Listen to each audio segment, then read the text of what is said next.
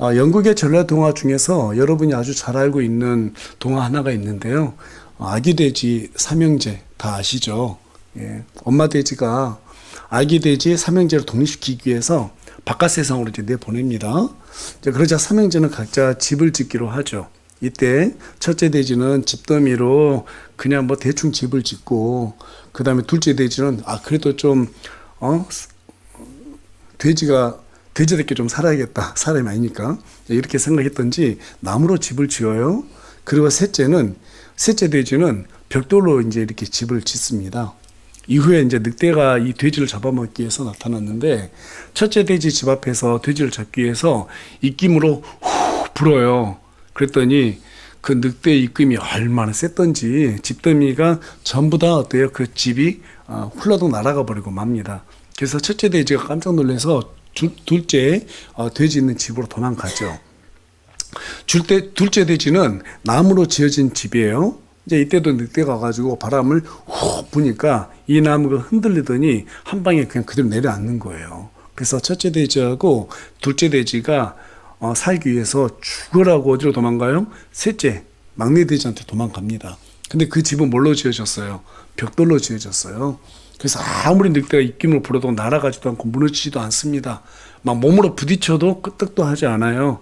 그래서 늑대가 참다 못해서 굴뚝으로 이제 내려가기를 시도하죠. 그랬더니 셋째 돼지가 미리 그것을 예상하고 펄펄 끓는 뜨거운 물을 밑에다가 준비해 놓죠. 그래서 떨어지자마자 엉덩이에 화상이 있고 그대로 다시 굴뚝으로 올라가서 도망쳤다. 그리고 다시는 늑대가 이 아기 돼지 삼형제를 건드리지 않았다라는 해피엔딩으로 이야기가 끝나게 됩니다. 그런데 오늘 본문을 보니까 이 이야기가 생각이 났어요. 오늘 본문에서 주님은 이 마지막 때에 각 사람마다 드러날 믿음을 갖다가 집으로 비유하면서 두 종류의 건축자를 소개하고 있습니다. 두 사람은 모두 겉보기에는 주여 주여 하면서 열심히 우리 주님을 찾는 것 같지만, 홍수가 나고 비바람이 몰아치자 한 건축자의 집은 첫째 돼지와 둘째 돼지의 집처럼 그 집이 무너져서 믿음이 없는 것으로 드러났고, 다른 한 사람은 막내 돼지처럼 튼튼한 기초 위에 집을 지었기 때문에 아무리 비바람에 몰아치고 홍수가 닥쳐와도 그 믿음이 흔들리지 않는 사람으로 그렇게 드러났다고 말씀하고 있어요. 그래서 주님은 21절에 가서 보니까 내게 주여 주여 하고 말하는 자가 다 하늘의 왕국에 들어가지는 아니하고 하늘에 계신 내 아버지의 뜻을 행하는 자라야 들어가리라 라고 그렇게 말씀하셨어요. 이 말씀은 순종하지 않으면 구원받지 못한다 이런 말이 아닙니다. 그런 말이 아니고 성경이 말하는 구원의 절대값은 뭐예요? 믿음이에요. 믿음이에요. 그러나 이 구절을 자세하게 살펴보면 주여 주여 하고 말하는 자가 다 하늘의 왕국에 들어가지는 아니하고 이렇게 말하고 있어요. 무슨 말이에요? 주여 주여 라면서 열심히 하나님을 찾는다고 그래서 다 들어가는 것이 아니다. 그들 중에는 구원받지 못한 사람들도 얼마든지 섞여 있을 수 있다는 거예요.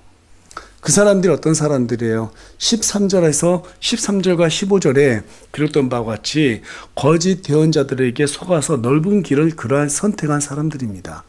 주님은 그들을 어떻게 분별할 수 있다고 말씀하고 계세요?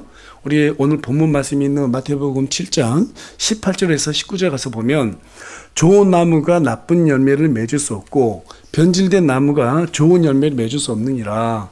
좋은 열매를 맺지 아니하는 나무마다 찍혀 불 속에 던져지나니 그러므로 그들의 열매로 너희가 그들을 알리라. 여기에서 열매는 어떤 훌륭한 신앙 고백이 아니라 그 고백과 일치하는 회심을 의미하는 거예요. 쟤들로부터 회심한 사람은 자신을 속이고 하나님을 속이는 그런 가증스러운 행동으로부터 자유로울 수가 없습니다. 그렇죠? 예. 하나님의 뜻대로 살아야 한다는 것을 성령님으로 하여금 양심을 통해 분명하게 알게 되어 있기 때문에 성도는 죄 앞에서 두려움을 느끼게 되어 있고, 순종할 때 우리 하나님께서 주시는 자유와 화평과 기쁨을 경험하게 되어 있어요. 이것이 바로 우리 안에서 일하시는 성령님의 방식입니다. 그러나 가짜들은 이런 양심이 마비되어 있기 때문에 진짜 하나님의 뜻이 무엇인지 분별할 수 있어요, 없어요? 분별할 수 없어요. 단지 주의 이름으로 마귀를 내쫓고 놀라운 기적들을 행하고 사람들을 교회로 끌어모으는 것이 아버지 하나님의 뜻이라고 생각하고 있다는 사실을 22절을 통해서 우리 주님이 말씀해 주고 있어요. 그러나 주님은 이 부분에 대해서 뭐라고 말해요? 그렇게 막 기적들 행하고 마귀 쫓고 내가 하나님 앞에 이런 일을 했습니다 라고 자랑하는 사람들에 대해서 뭐라고 말합니까? 우리 다 같이 마태복음 12장 39절 말씀 한 목소리 읽겠습니다. 시작. 그분께서 그들에게 응답하여 이르시되 악하고 음란한 세대가 표적을 구하지만 대언자 요나의 표적 외에는 내가 아무 표적도 그 세대에게 주지 아니하리라. 악하고 음란한 세대는 마귀를 내쫓고 병 고치고 수많은 기적들을 행하는 것을 자신들의 믿음의 열매라고 그렇게 착각하고 있어요. 그러나 주님이 요구하시는 열매가 뭐예요? 요나가 3일 밤낮으로 고래의 뱃속에서 죽어 있다가 다시 부활한 것처럼 죽음에서 부활하신 그리스도의 생명을 전파하는 것. 이게 바로 열매라고 말하고 있거든요. 따라서 21절에서 아버지의 뜻을 행하는 자라고 하는 것은 마귀를 쫓아내고 기적들을 행하는 사람을 말하는 것이, 그런 행동을 말하는 것이 아니라 그리스도께서 통치하시는 하늘의 왕국이 이 땅에 도래하도록 그리스도의 복음을 전하는 그러한 행위를 의미한다는 사실입니다. 여러분 동의하세요? 네. 이 일을 이루기 위해서 우리 주님께서 뭘 세우셨어요? 교회를 세우셨어요. 교회를. 예. 그리고 저와 여러분이 주께서 핏값으로 세우신 그 교회라는 이름으로 이렇게 하나로 모여 있는 것입니다. 그러나 거짓 대언자들은 마귀를 쫓아내고 기적을 행하는 것이 곧 주님을 바로 믿는 표적이라고 가르치면서 사람들을 속이고 있어요. 얼마나 많은 사람들이 여기에 걸려 넘어지는지 몰라요. 이런 교회들이 가장 중시하는 교리들이 뭐예요? 다 공통적인 특징이 있어요. 은사주의, 신비주의, 기복주의예요. 대부분 이것을 되게 크게 강조합니다. 그들이 거짓 대언자들이 바로 이 부분이 하나님의 일을 행하는 것이라고 하면서 대언한다라는 거예요. 그들은 기적을 체험하는 것이 곧 믿음의 시작으로 생각합니다. 형통한 복을 받아 누리는 것이 곧 믿음의 열매라고 믿고 있고 수많은 은사가 나타나는 것이야말로 사역자가 되는 조건으로 그렇게 착각들을 하고 있어요. 그러나 주님은 그런 자들에게 뭐라고 어떤 말을 듣게 될 것이라고 경고하고 있어요? 자, 우리 다 같이 본문 말씀 마태복음 7장 23절 다 한 목소리 읽겠습니다. 시작. 그때 내가 그들에게 밝히 말하되 내가 너희를 결코 알지 못하였노라. 불법을 행하는 자들아 너희는 내게서 떠나라 하리. 지금 뭐라고 말씀하세요? 내가 너희를 결코 알지 못했다고 말하고 있는 거. 처음부터 너희들은 내가 몰랐어. 너네 아무리 주여 찾고 있지 근데 나 너네 몰랐어. 너네들은 불법을 행하는 사람들이야. 내게서 떠나 저리 가. 이 얘기를 하시고 있는 거예요. 우리가 지금 이렇게 점잖게 읽으니까 크게 마음으로 피부로 와닿지는 않지만 정말 믿지 않은 자들이 주 예수 그리스도께서 이 땅에 오실 때 이런 말 듣는다 생각해 보세요. 이거 정말 무서운 말이에요. 여러분, 기적과 복을 강조하는 것은 종교적 기독교가 아니에요. 이것을 분별하지 못하고 있기 때문에 오늘날 교회들이 불법을 믿음으로 착각하고 있는 겁니다. 이 기준으로 세상을 분별해 보세요. 교회는 많지만 기독교는 적다는 사실을 알게 돼요. 교회인 수는 많지만 성도 수는 적다라는 것을 알게 됩니다. 우리 주님께서는 죄에 대하여 의에 대하여 심판에 대하여 세상에 꾸짖기 위해 오셨다고 요한복음 16장 8절은 우리에게 기록해주고 있어요. 그러나 교회들은 더 이상 죄에 대하여 의에 대하여 심판에 대하여 언급하지 않습니다. 이제는 지옥에 대해서조차도 전혀 하지 않은 지 오래돼 버렸어요. 기적으로 모든 것을 다 설명할 수 있다고 생각합니다. 막 방언이라든지 통역이라든지 그다음 귀신 쫓아내고 병 치유하고 이런 것들로다가 하나님을 증명할 수 있다라고 생각하고 있어요. 그런 자들을 우리 주님 뭐라고 말씀하셨어요? 악하고 음란한 세대라고 말했습니다. 그런 것으로 사람들 속이는 자들을 거짓 대언자라고 말씀하셨어요. 특별히 주님은 15절에 가서 보니까 거짓 대언자들을 조심하라고 말씀하고 있습니다. 그들은 구원받지 못할 구원을 가져다 줍니다. 얼굴은 어린아이들처럼 순수해 보이지만 행동은 대단히 자극적이고 충동적인 것들을 원해요. 그들의 말은 깨끗하고 투명한 것 같지만 갈증만 더해줍니다. 그런데도 왜 수많은 사람들이 계속해서 이런 거짓 대언자들에게 속고 있을까요? 그리스도라는, 다시 말해서 말씀이라는 이 반석 위에 믿음이라는 집을 짓지 않고 있기 때문입니다. 자신들의 탐욕에 이끌려서 내가 원하는 하나님을 정해놓고 그 우상에게 주여 주여라고 말하고 있는 거예요.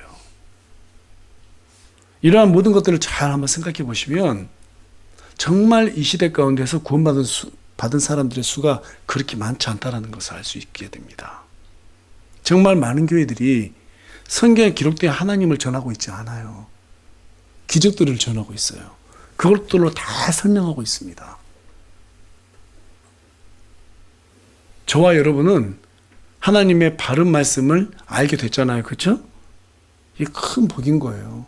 또 자녀들에게 이러한 것들을 신앙의 유산을 물려주는 것은 정말로 귀한 겁니다. 완벽하지는 않더라도 최소한 우리가 성경의 바른 교리 안에서 바른 말씀을 우리 아이들에게 전달해 준다는 것은요, 가장 중요한 신앙의 유산이에요. 여러분 맞습니까? 예. 그렇다면 어떤 사람이 그리스도라는 반석 위에 집을 지은 사람인가? 우리 다 같이 24절 말씀 한 목소리 읽어볼게요. 시작. 그러므로 누구든지 나의 이 말들을 듣고 그것을 행하는 자, 그 자는 나는 자기 집을 반석 위에 지은 지혜로운 사람에 비하리라. 어떤 사람이라고 말하고 있어요? 자, 반석 위에 집을 지은 사람의 첫 번째 특징은 주의 말을 듣는 자라고 얘기하고 있습니다. 어떤 사람이라고요? 예, 믿음이 어디에서 나온다고요? 들으면서 나온다고요. 주의 말씀을 듣는 자라는 거예요. 요한계시록 2장, 3장에 가서 보면 7개의 교회가 소개되고 있습니다. 이 7 교회들에게 주님이 공통적으로 하신 말씀이 있어요. 다 똑같아요. 한 목소리 읽어봅니다. 시작. 귀 있는 자는 성령께서 교회들에 말씀하신 것을 들을지어다. 사람들 중에서 귀 없는 사람 있나요? 있죠. 예. 무슨 말이에요? 교회에 온 모든 사람들은 귀를 열고 성령께서 강단에서 선포되는 이 모든 말씀을 들으라는 거예요. 여러분, 성경이 완성된 이 신약 시대에서는 더 이상 대언자가 있어요, 없어요? 구약의 대언자가 예언하는 사람 없습니다. 예. 사도가 있어요, 없어요? 없어요. 뭐 신사도 운동 이런 거 다 거짓말입니다. 그런 거 없어요. 주께서 친히 교회의 머리가 되셔서 교회를 세웠기 때문에 우리 하나님께서는 이 신약 시대에서는 누굴 통해서 말씀을 선포하세요? 예, 교회를 통해서 말씀을 선포하는 거예요. 이 말씀을 듣고 행하는 사람은 누구든지 반석 위에 지어진 집처럼 홍수가 나고 바람이 불어도 결코 무너지지 않을 것이라고 25절 말씀을 통해서 우리 주님이 말씀하고 있습니다. 자, 그렇다면 강단에서 선포되는 말씀이 바른 말씀이어야 되겠죠? 바른 말씀이어야 되는 거예요. 그래서 우리 예수님께서 15절에 거짓 대언자들 조심하라고 하는 거예요. 그들을 무엇으로 알 수 있다고 말하고 있어요? 열매를 통해서 알 수 있다고 얘기하고 있는 거예요. 잘못된 말씀을 듣게 되면 잘못된 열매를 낼 수밖에 없게 돼 있어요. 그래서 그 열매들을 보고 정확히 분별해라. 그리고 바른 말씀이 아니면 거기서 빨리 빠져나와야 되는 거예요. 오늘날 이 마지막 때에 얼마나 성경 가지고 장난치는 사이비 종교가 많은지 모릅니다. 뭐 최근에 또 연예계에서 단월드라고 우리 딸아이가 미국에서 알아가지고 막 전화해가지고 아빠 이거 심각해 막 그러던데, 저는 또 처음 들어봤어요. 그게 당구는 그건가요? 정확히는 모르겠지만 하여튼 심각하다 그래요. 신천지부터 해가지고 하나님의 교회인가 그런 것들이 있잖아요. 너무 많은 사이비들이, 여러분 그 사이비들은 기독교가 아니에요. 기독교 맞아요, 안 맞아요? 아니야, 사업자를 교회로 낼 수는 있어요. 근데 기독교가 아닙니다. 그건 그냥 종교예요. 근데 그들이 뭘 쓰고 있어요? 말씀을, 그쵸? 성경을 쓰고 있단 말이에요. 성경 쓴 데서 다 기독교인가요? 아니란 말이에요. 거기 따라가는 사람들이 얼마나 많습니까? 저는 근데 여러분들께 한 가지 좀 당부를 드리고 싶은 게 어떤 거냐면, 그런 사이비들은 너무 경계 아니라고 거기 심취하지 말라는 거예요. 마지막 때가 되면 그런 거짓 대언자들이 생겨나는 게 정상인 거거든요. 예수님께서 말씀하셨잖아요. 응? 그런 거짓의 바람에 쓸려가게 돼 있어요. 그런 물결을 치게 돼 있다고요. 이게 바로 이미 정해진 마지막 때의 징조예요. 그걸 그냥 보면서 거기에 막 신경 써 심취해가지고 막 두려워하고 이거 어떻게 하나 그게 아니고, 물론 알아야 될 부분도 있죠. 잘못 가르치니까. 하지만 여러분, 바른 교리만 하면요, 가짜 다 분별할 수 있어요. 여러분, 과거에 그 미국에서 이주화폐가 많이 생겨났잖아요. 그 이주화폐 때문에 얼마나 미국에 엄청난 경제적인 위기가 있었는지 몰라요. 예. 그때 어떤 사람이 그 이주화폐 만든 사람이에요. 근데 그 사람이 경찰에 붙잡혀서 FBI에서 일을 하게 된 거예요, 범죄자가. 근데 그 사람이 일본에 몇 개씩 금방 다 출연되니까 만져만 보고 보지도 않고요. 그래서 나중에 이제 FBI가 어떻게 이렇게 빠르게 유자표를 다 진짜 가짜에 걸러내느냐 했더니 이 사람이 딱 한마디 합니다. 진짜 화폐가 뭔지 알면 다 나머지는 가짜라는 것을 확인할 수 있다는 거예요. 굳이 막 가짜들에 심취하고 그들이 어떤 존재인지 파헤치고 그럴 이유가 없습니다. 바른 성경 말씀만 알면 그 가짜들은 자동으로 걸러지는 거예요. 그러니까 막 거기에 심취하고 거기에 들어갈 필요가 없습니다. 우리 하나님께서는 우리에게 바른 말씀, 이 반석 위에 우리가 집만 짓게 되면은 어떤 이상한 교리의 바람이 몰려오더라도 그 모든 걸 다 이길 수 있다라고 말하고 있습니다. 예. 자, 그렇다면 왜 우리 예수님께서는 우리의 반석 위에 이렇게 집이 지어지면 어떤 고난이어도 다 이길 수 있다고 얘기하시는가? 요한복음 1장 1절에 가서 보면 말씀이 누구라고 말하고 있어요? 하나님이라고 말하고 있습니다. 요한일서 5장 7절에서도 우리 예수님이 곧 말씀이라고 말씀하고 계세요. 다시 말해서 우리 예수님이 어떤 분이냐면 하나님의 말씀이에요. 그분이 육신을 입고 이 땅에 오신 거예요. 그 말씀대로 우리가 순종하게 되면 그 말씀이 우리와 함께 해주죠. 그러면 하나님의 손이 그 사람과 함께 해주는 거예요. 그 전능하신 하나님의 오른손이 우리와 함께 해주면 어떤 것들이 우리를 해방할 수 있겠어요? 누가 우리를 해할 수 있겠습니까? 해할 수 없겠죠? 그래서 다윗이 뭐라고 말해요? 사망의 음침한 골짜기로 다닐지라도 해를 두려워하지 않는다라고 고백하잖아요. 왜 그래요? 내가 주님의 뜻과 지금 합해져 있기 때문에 누구도 날 못 건드린다는 거예요. 이게 여러분 우리의 믿음이 돼야 되는 거예요. 예. 그 자체가 또 우리에게 복입니다. 그렇죠? 예. 이 복을 받아 누리기 위해서는 어떻게 해야 된다? 교회에서 선포되는 이 말씀을 잘 들어야 된다는 거예요. 물론 잘못된 말씀을 들으라는 게 아닙니다. 저도 사람인지라 잘못 해석해서 잘못 전달할 수 있어요. 몇 번 그런 적도 있고요. 그때마다 누군가 와서 지적해주면 제가 다 교정합니다. 편집도 다시 하고 홈페이지에다 이건 제가 잘못 해석했습니다 이렇게 올리기도 해요. 예. 중요한 건 뭐예요?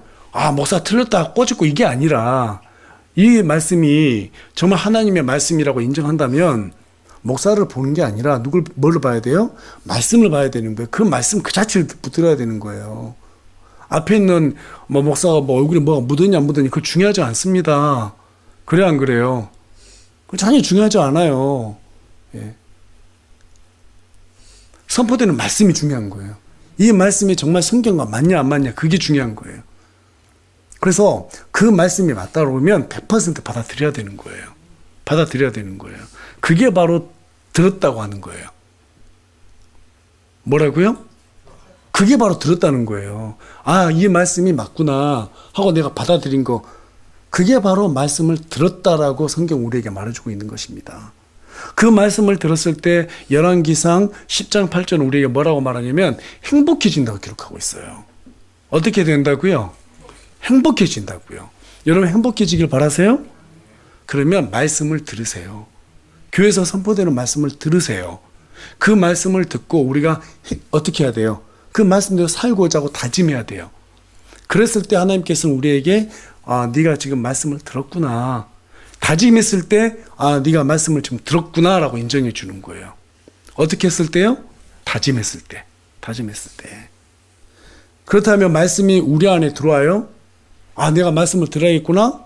다짐했어요? 그럼 그 말씀이 어떤 식으로 우리 안에 들어와서 어떤 기능을 할까요? 우리 다 같이 히브리서 익숙한 말씀이죠. 4장 12절 말씀입니다. 한 목소리로 크게 읽겠습니다. 시작. 하나님의 말씀은 살아있고 권능이 있으며 양날 달리 어떤 검보다도 예리하여 혼과 영과 관절과 골수를 찔러 둘로 나누기까지 하고 또 마음의 생각과 의도를 분별하는 분이시니. 히브리서 기자는 말씀을 양날 달린 검으로 비유하고 있어요. 말씀이 우리 마음속에 들어오게 되면 하나님을 대적하는 생각과 자신을 속이고 싶어하는 그 의도, 합리화시키고 싶어하는 그 의도, 그것을 정확하게 찌른다는 거예요. 그리고 둘로 쪼갠다고 말하고 있습니다. 그리고 분별한다는 거예요. 그때 우리에게 부담이 생겨날까요? 안 생겨날까요? 생겨나게 되어 있어요. 그 부담이 주어질 때 우리가 자세를 바로 잡아야 하는 거예요. 그때 우리의 믿음이 반석 위에 세워진 집처럼 견고해진다고 성경이 우리에게 말해주고 있다는 사실입니다. 그러나 여러분, 그 일이 쉬워요? 어려워요? 저도 경험해 보니까 쉽지는 않더라고요. 하나님께서 말씀 읽다 보면 딱 부담을 주는 게 많잖아요. 그때마다 이렇게 살아야 되는데, 이렇게 살아야 되는데 쉽지가 않아요. 예. 더구나 이렇게 말씀을 또 듣는 가운데서 다 어떤 생각들이 스쳐 지나간단 말이에요. 사람은 모르지만 하나님은 아세요. 이 생각을 주시는데, 근데 마음 한켠에 딱 떠오르는 부담이 있는데 그걸 막 억눌러요? 그러지 말라는 거예요. 그걸 정확하게 하나님께서 드러내시면 말씀이 이렇게 우리 안에 들어왔을 때 우리가 스스로 그것을 인식하고 그것을 어떻게 해야 돼요? 고쳐야겠다, 교정해야 되겠다, 바로잡아야겠다, 이런 다짐을 해야 된다는 것입니다. 그게 바로 말씀을 듣는다라고 표현하는 거예요. 성령님은 우리가 가장 약하고 또 우리가 가장 꺼려하는 그 부분만 정확하게 꼬집어 드러내십니다. 그 과정에서 사람들은 성령님께서 주시는 그 부담을 외면하기 위해서 자기 합리화를 하기도 하고 남 탓으로 돌리기도 하고 자기 연민으로 피해가려고도 합니다. 그러나 성령님이 물러서세요, 물러서지 않으세요? 물러서지 않으세요. 그 사람을 도구로 쓰기 위해서는 그 부분이 반드시 해결돼야 되기 때문에 절대로 물러서지 않으세요. 계속해서 그 부담을 그 사람의 양심을 통해서 강조하세요. 그때 성령님께 굴복하는 사람은 자유와 화평과 기쁨을 선물로 받게 될 것입니다. 그러나 굴복하지 않으면 어떻게 될까요? 마음이 강팍해져요. 우울해져요. 그리고 자꾸 대적하고 싶어 해요. 대부분 그런 사람들이 그 성도들과 불화가 일어나고요, 목사를 대적하고 그래요. 그래서 종교개혁가 마틴 루터가 이렇게 말했습니다. 저희도 여러분께 몇 번 말씀드렸는데, 말씀이 선포된 뒤에 회중이 자기 자신을 미워하든지 설교자를 미워하든지 둘 중에 하나로 드러났을 때 그 설교가 좋은 설교라고 말했어요. 참된 설교자는 주의 말씀이 의도하는 바를 정확하게 인식하고 그것을 부담이 되더라도 전달해야 되는 거예요. 가감없이 전달해야 되는 거예요. 사람들 비유 맞추기 위해서 또 재미있게 하기 위해서 익살맞게 그렇게 설교를 하면 안 되는 거예요. 특히 저는 여러분들께서 제 설교를 많이 들어봐서 알겠지만 재미없어요. 유머 코드가 별로 없거든요. 재치도 없어요. 그래서 그런 설교 잘 못합니다. 저는 하나님의 말씀은 언제나 엄중하게 선포돼야 된다고 그렇게 생각을 해요. 왜냐하면 십자가에 달려 죽으실 것을 알으셨던 우리 주님께서 그 고난을 생각하고 계셨는데 익살맞고 뭐 이렇게 재미있는 코드로 말씀하셨을까요? 저는 절대로 그렇게 생각하지 않습니다. 사도들이 침뱉음 당하고 돌에 맞고 죽을 고비를 여러 차례 넘기면서 말씀을 전했을 때 저는 결코 그들이 재밌고 익살스러운 태도로 주의 말씀을 다뤘다거나 전했을 일은 없다고 생각합니다. 정말 진지했을 거라고 생각해요. 그래서 저는 주의 말씀은 늘 엄중하게 선포되어야 되고 듣는 성도들도 두렵고 떨리는 마음으로 이 말씀을 접해야 된다고 생각을 합니다. 그렇다면 우리는 이 하나님의 말씀을 어디에 목적을 두고 들어야 될까요? 반석 위에 집을 지은 자들의 두 번째 특징은 이 말들을 듣고 그것들을 행하는 자라고 24절은 말하고 있습니다. 어떤 사람이라고요? 행하는 사람이라고요. 우리 속담에 콩 심은데 콩 나고 팥 심은데 팥 난다는 말이 있듯이 우리의 마음밭에 그리스도를 심으면 그에 합당한 그리스도의 열매가 나오게 되어 있다고 히브리서 6장 9절은 우리에게 말해주고 있습니다. 그 행위의 열매가 무엇으로 드러나요? 순종으로 드러나는 거예요. 불법이 행위로 드러나야 죄로 인정되는 것처럼 믿음도 행위로 드러날 때 순종으로 인정받는 것이죠. 마태복음 21장 28절에서 31절에 가서 보게 되면 우리 예수님께서 두 아들의 비유에 대해서 말씀하신 그 내용이 기록되어 있어요. 어떤 사람에게 두 아들이 있었는데 아버지가 첫째 아들에게 아들아 너 포도원에 가서 일 좀 해줘라 이렇게 말했어요. 근데 첫째 아들이 싫어요. 힘들어요. 가지 않겠다고 얘기합니다. 그리고 이제 떠나간 뒤에 아버지 말씀 드리니까 계속 마음이 걸려요. 그래서 이제 생각을 바꿔요. 그리고 포도원에 가서 일을 하게 됩니다. 어쨌든 아버지는 그걸 모르고 있잖아요. 그래서 이제 둘째 아들한테 얘기합니다. 둘째 아들아, 너 있잖아. 포도원에 가서 일 좀 도와줄 수 있겠니? 라고 이렇게 말해요. 그때 둘째 아들이 그렇게 하겠다라고 바로 그 자리에서 얘기를 합니다. 그러고는 가서 일 안 해요. 이 두 아들 중에서 누가 자기 아버지의 뜻을 행한 사람인가 하고 예수님이 묻는 대목이 나와요. 여러분 어떤 사람이 아버지의 뜻을 행한 사람이에요? 첫째 아들이죠. 첫째 아들이에요. 비록 앞에서는 싫어했지만 가서 아버지의 말씀에 순종하는 그 사람이 바로 어때요? 아버지의 뜻을 행한 사람이라는 거예요. 저와 여러분이 말씀을 들으면 싫어요. 하기 싫어요. 이런 증상이 나와요. 그거 당연한 거예요, 여러분. 그것을 막 이상하다고 정죄할 필요는 없어요. 싫어요. 그런데 그 말씀이 부담이 돼요. 그렇죠? 그러니까 행하게 된다면 그 사람은 아버지 하나님의 뜻을 행한 사람이라고 보는 거예요, 하나님께서. 이분은 아멘 해놓고 막 해야지? 할 것처럼 말해놓고 뒤에 가서 안 해요. 그러면 그 뜻을 행한 사람이 안 한 사람이에요. 순종하지 않은 사람이죠. 여러분, 하나님은요, 입을 보지 않습니다. 뭘 본다고요? 그 사람의 손과 발을 보시는 분이세요. 했냐 안 했냐가 중요한 거지 뭐 입으로 어떻게 말했냐가 중요하지 않다라는 거예요. 물론 최상은 아멘 하고 바로 행한 사람이 제일 좋겠죠. 그렇죠? 예. 그래서 여러분 우리가 말을 듣고 그냥 그 자리에서 부담은 받고 싫다고 하면서 그냥 뭐 나 몰라 이렇게 하지 말고 자기 장도령 이제 할 거야 이렇게 하지 말고 그거 내가 해야지. 하나님께서 나에게 부담을 주셨으면 내가 해야지. 또 교회에서 보면은 우리 지체들을 섬기는 데 있어가지고 어떤 부담이 오면 해야지. 뭔가 하는 것을 기뻐하셔야 돼요. 하나님께서 그 손과 발을 분명히 보신단 말이에요. 그리고 그것을 분명히 기억하신단 말이에요. 여러분 믿으세요? 예. 분명히 하나님께서는 그 어떤 거 하나도 잊어버리지 않습니다. 하다못해 소자가 물 한 그릇 대접하는 것도 기억하신다고 그러잖아요. 그 물 한 그릇 하나 떠주는 것도 기억하신 하나님이신데 하나님의 복음의 사역을 맡은 이 교회를 섬기는 거, 지체들을 섬기는 거, 가서 복음을 전하는 거, 복음을 전하기 위해서 사람들, 믿지 않은 사람들 섬기는 거, 이런 걸 어떻게 하나님께서 잊어버릴 수 있겠습니까? 하나도 잊지 않을 거예요. 여러분 요리책만 본다고 해서 요리를 잘할 수 있나요? 아니죠. 실제로 요리를 많이 해봐야 요리를 잘할 수 있어요.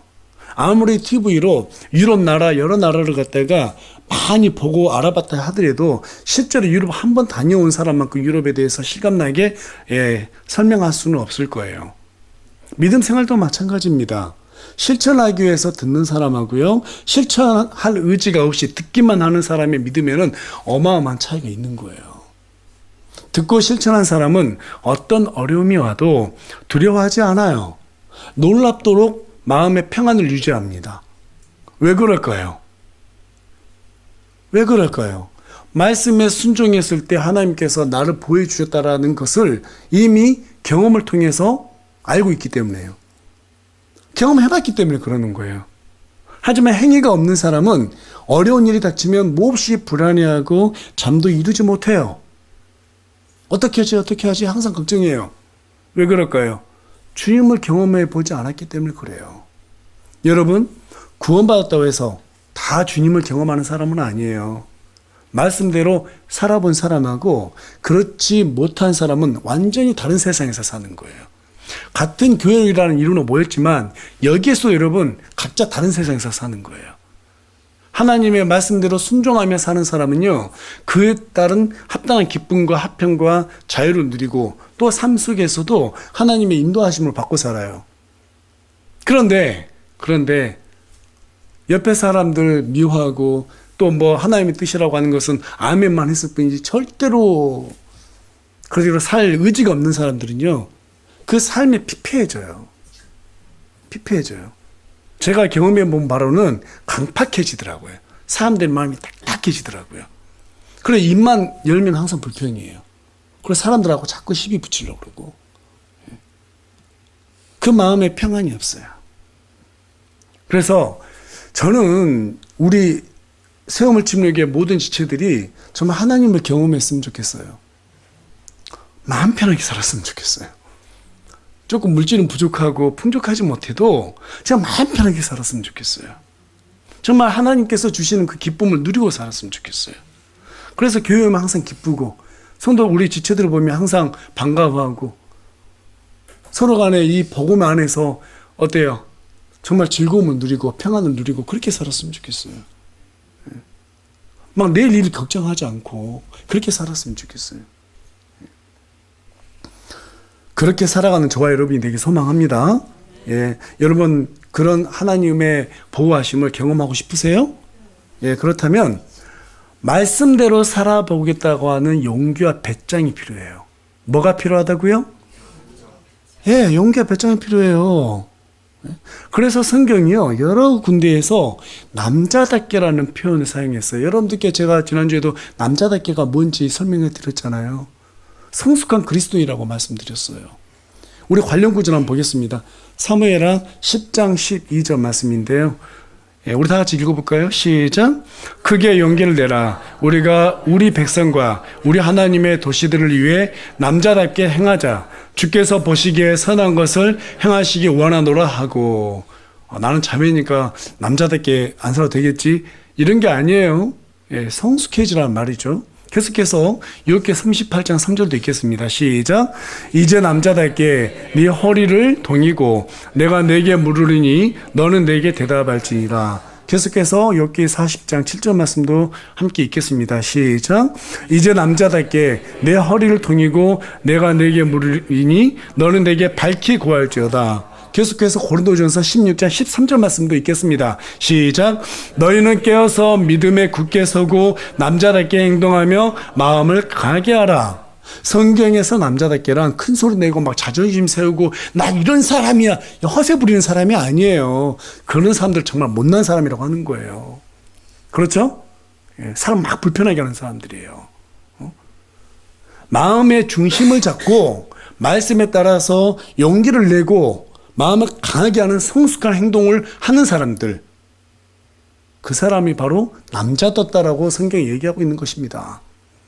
반석 위에 지은 집처럼 견고한 믿음을 가지려면 세상에 어떤 위협을 가해와도 다니엘과 세 친구처럼 사드락과 메삭과 아베느고처럼 하나님을 의지하는 사람이에요. 내가 죽더라도 우상 숭배하지 않겠습니다. 그런 배짱 정도 있는 사람, 그런 사람만이 바로 하나님을 경험하는 대가를 받는다는 거예요. 저와 여러분이 그와 같이 하나님의 말씀을 듣고 의지했을 때 홍수가 나고 바람이 불어닥치는 그 심한 어떤 어려움이 다가와도 우리 주님께서 우리를 지켜주실 것입니다. 그래서 결코 무너지지 않을 거라고 25절이 우리에게 기록하고 있어요. 그러나 여러분, 거짓 대언자들이 전하는 말을 듣고 잘못된 행위를 하는 사람들은요, 모래 위에 집을 지은 사람이기 때문에 아무리 주여 주여 하면서 큰 소리 주님을 찾아도, 요즘 그런 사람들 얼마나 많습니까? 특히 뭐 은사주의 교회 가보세요. 자, 다 같이 기도합시다 그러면 막 주여 주여 삼창하고 막 개구리처럼 방언부터 시작하잖아요. 다 자기들은 구원받은 걸로 생각한다니까요. 그런데 대부분 구원받지 못한 사람이 되게 많아요. 실제로 대화를 해보면 예수님의 구원이 뭔지 설명을 못해요. 그냥 방언받은 구원받은 줄 알아요. 그런 사람들은 주님의 때에 내가 너 몰라. 내가 너 몰라. 그런 거절을 당하게 된다는 것입니다. 저와 여러분 이미 그리스도라는 반석 위에서 집을 짓고 있는 사람이에요. 맞죠? 이제 남은 것은 남자답게 우리가 견고한 이 반석 위에서 믿음을 세워나가는 거예요. 그러자면 하나님을 경험해야 돼요. 하나님을 경험하는 삶을 살아야 돼요. 경험하는 거 단순해요. 그냥 말씀대로 순종하면 되는 거예요. 싫어도 순종하면 되는 거예요. 그 첫째 아들처럼 싫어요. 그래도 싫어도 하나님 말씀대로 한번 해보자 하는 사람이 하나님을 경험하게 되는 거예요. 예. 여러분 그래서 말씀이 선포될 때 불평이나 시비 없이 말씀을 잘 들으시기 바랍니다. 예. 그리고 그 말씀대로 용기를 내서 한번 해보겠다라고 다짐해 보시기 바라요. 이 시간에 저와 여러분이 내가 한번 말씀대로 정말 살아봐야겠다. 그렇게 다짐했으면 좋겠어요. 예. 다짐하세요. 예, 다짐하세요. 정말 다짐해 보세요. 그렇게 했을 때 임마누엘의 하나님을 경험하게 되는 거예요. 이게 뭐라고 그랬어요? 우리의 복이라고 그랬어요. 이 땅에서 막 잘되고 그런 게 복이 아니라 그건 째째한 복이에요. 전능하신 하나님이 우리와 함께 해주시는 게 이게 진짜 복이에요. 예. 그러한 복을 받아 누리는 저와 여러분이 되기를 간절히 소망합니다. 견고한 믿음 위에서 반석에 딱 집을 짓고 누가 뭐라 해도 흔들리지 않고 나는 하나님의 말씀대로 살겠다라고 다짐하는 가운데서 정말로 내가 마음의 평안을 누리고 기쁨을 누리고 자유를 누리고 모든 사람 앞에서 정말 어때요? 얼굴에서 드러나는 그러한 축복. 내가 저 사람처럼 살았으면 좋겠다. 그래서 우리가 예수님 믿으세요라고 했을 때 나도 예수님 믿고 싶어요. 그런 말을 들을 수 있는 그러한 우리 세움을 침략의 모든 지체들이 되기를 간절히 소망합니다. 그래서 나중에 하나님 만났을 때 신실하다고 그렇게 칭찬받는 그러한 종이 되기를 간절히 소망합니다.